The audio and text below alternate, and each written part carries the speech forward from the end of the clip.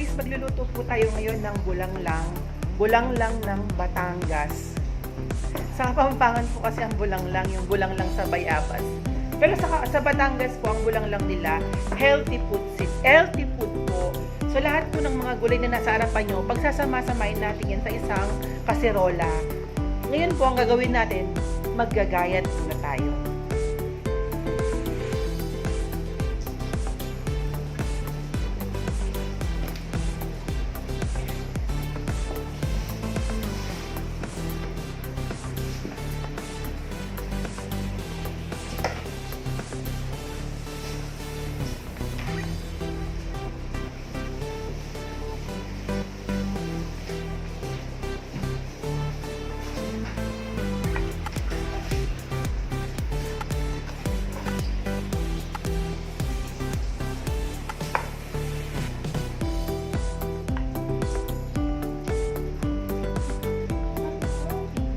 Next naman po ang okra. Cut into 3.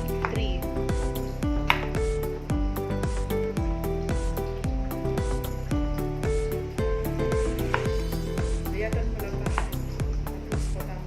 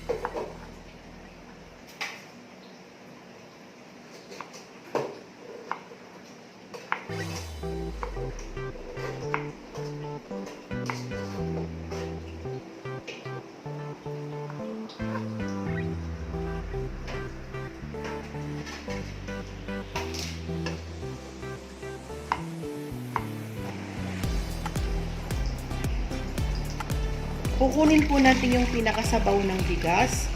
So, dyan po natin pakukuloyin yung gulay.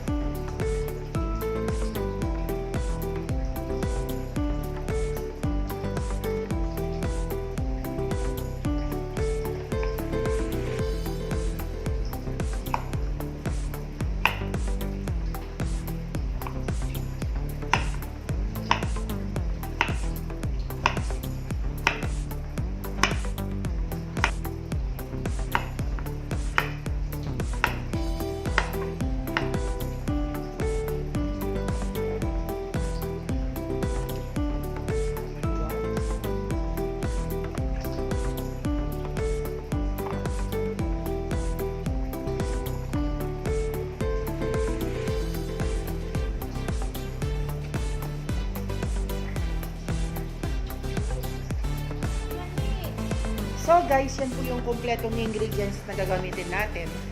Papaya, sitaw, kalabasa, ano ba to? Luya. Tapos ko na pong iniwa yung mga ingredients na lulutuin natin. Meron po tayo dyan papaya, sitaw, kalabasa, bawang, luya, patola, at okra. So guys, ang gagawin natin, magpapakulo muna tayo ng luya at saka bawang. So hindi pa po nagagayat yung bawang at luya natin. Ang gagawin natin, gagayatin muna natin.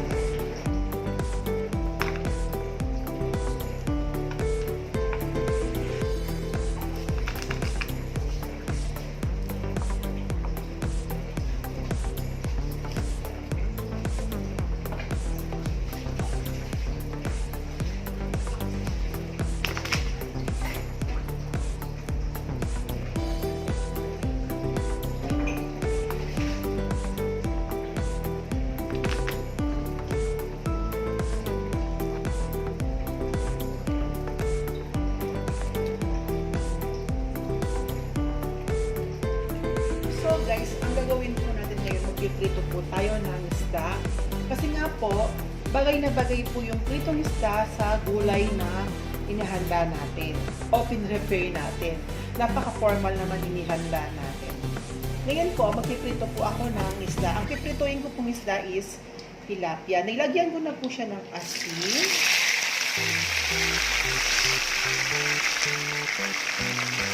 Asin at nilagyan ko po siya ng bread, ng chicken bread, para maglasa po siyang manok.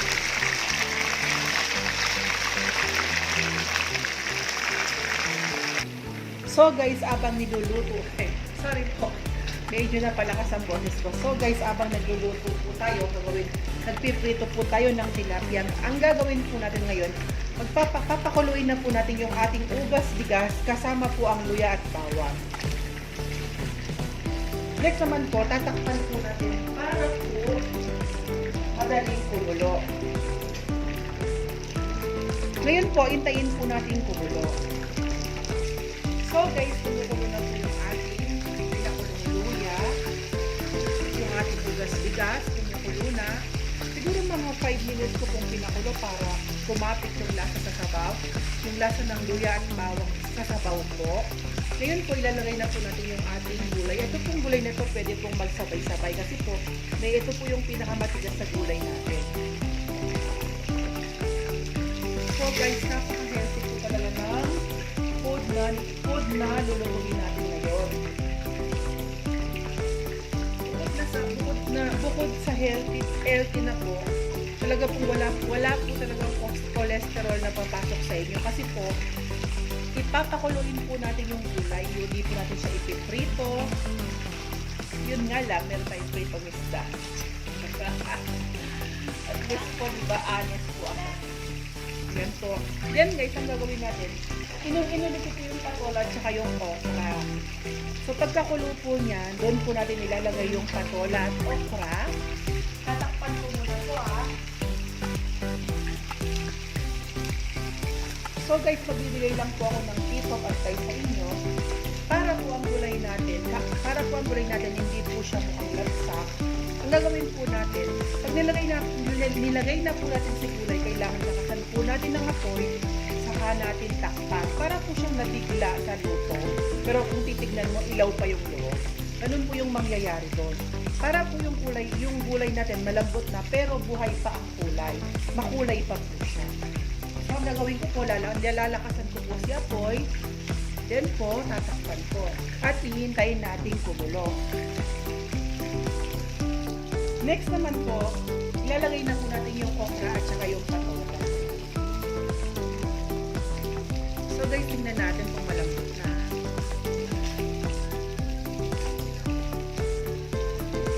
Hawakan po siya. Malambot na po siya. Yung ating titignan din po natin yung ating kalabasa kung malambot na. Yan, makikita niya po, malambot na. Malambot na rin yung kalabasa natin, then yung ating papaya. I-check din natin. Malambot na rin po yung ating papaya. Lalagay ko na po yung okra at saka patola. Then halo. At saka alam nyo po ba yung gulay natin to, budget friendly pa po to. Alam nyo po, gabi na po kasi ako bumili, dyan lang po ako bumili malapit sa tindahan ko. Pero kung pupunta pa talaga ako sa mismong palengke, mas makakamura pa po ako. Kasi meron po talaga itong bilihan ng mga gulay na talagang mura lang. So, ito lang po maglalagay po tayo ng sauce. Dami po sauce. Dadagdagan po pa po yun. Para po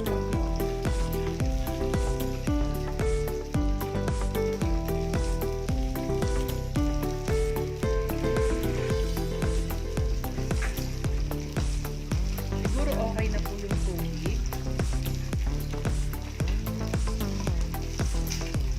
Kaya po natin inuli yung okra at saka yung patola. Sila po kasi yung pinakamalaki sa ulan. Kaya po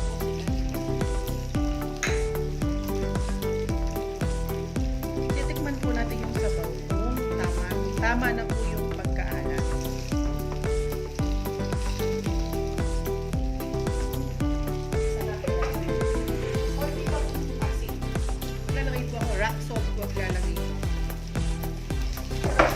Promise, ang tamis po na, hindi siya matamis totally. Yung, pag kasi sariwa po yung gulay, manamis-tamis.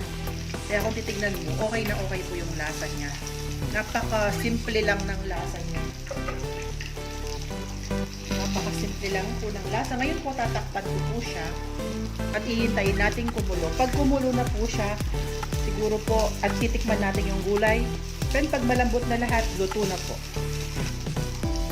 So guys, i-check na po natin kung luto na po yung ating gulay. Wow! Jacob lang. Wow!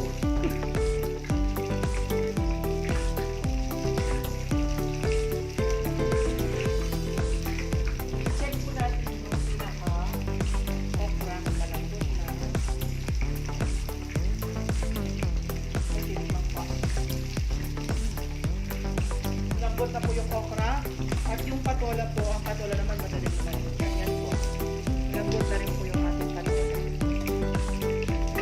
So, lasa.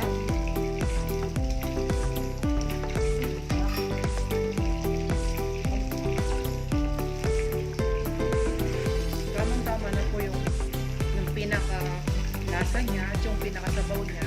Huwag po natin masyadong pakadami ng sabaw. Yung tama lang po. Kasi ilan lang naman po kami kakain dito sa bahay. Wait lang po. So guys, luto na po yung ating bulang lang na gulay. Ito po ay lutong Batangas. Lutong Batanggenyo po yan. Next naman po, abangan nyo po yung bulang lang ng Kapampangan. Healthy food din po yun. So guys, next to my vlog, bulang lang ng Kapampangan. Ito pong niluto ko ngayon, bulang lang ng Batangas. Maglalagay po ako sa lalagyan.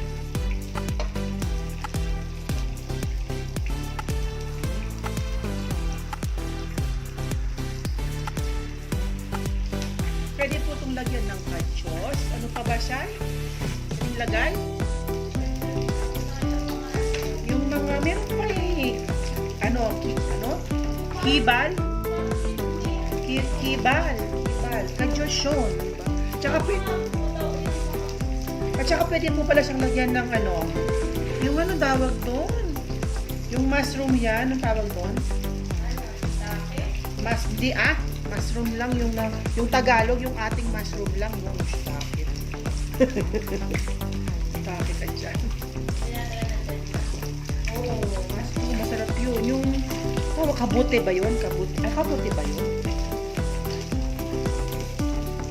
So guys, ito na po yung ating kulang lang na gulay at ang ating generitong tilapia na may sawsawang nuknukan ng dami ng sili. Sana guys, may na-share na naman po ako sa inyo. Don't forget to like, comment, ring the notification bell para ma-update nyo sa mga susunod na video ko. And of course, subscribe to my YouTube channel guys. Alam niyo po ba guys, yung gulay na yan ay napaka-healthy talaga.